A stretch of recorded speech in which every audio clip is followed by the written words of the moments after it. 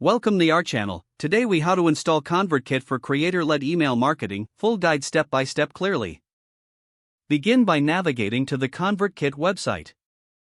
Click on the sign up button located at the top right corner of the home page. Create your account by entering your email address and choosing a password. Once you submit your information, check your email for a confirmation link from ConvertKit. Open the confirmation email and click on the provided link to verify your account. After verification, you will be redirected to the ConvertKit dashboard. Take a moment to explore the features available on the dashboard. Next, click on the Landing Pages and Forms tab on the left side of the screen. Select Create New to begin creating your first landing page or form. Choose between a landing page or a form based on your marketing needs. If you choose a landing page, select a template that suits your brand style. Customize the template by adding your own text, images, and branding elements. Ensure that your call to action is clear and enticing to your audience.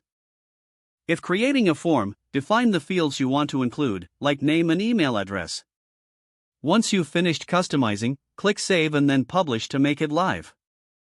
Now, return to the dashboard and navigate to the Email Sequences section. Click on Create Sequence to set up automated email marketing campaigns. Give your sequence a recognizable name and start adding your email content. You can customize the timing of each email in the sequence for optimal engagement. Upload your CSV file and ensure all fields are mapped correctly. Use the Broadcasts feature for one-time emails to your audience. Craft engaging subject lines to encourage opens and clicks. Finally, monitor your campaign's performance through the analytics provided. Track opens, clicks, and conversions to continually refine your strategy. With these steps, you are all set to effectively use ConvertKit for your email marketing needs. If the page does not load, refresh the browser or try again in a private or incognito window.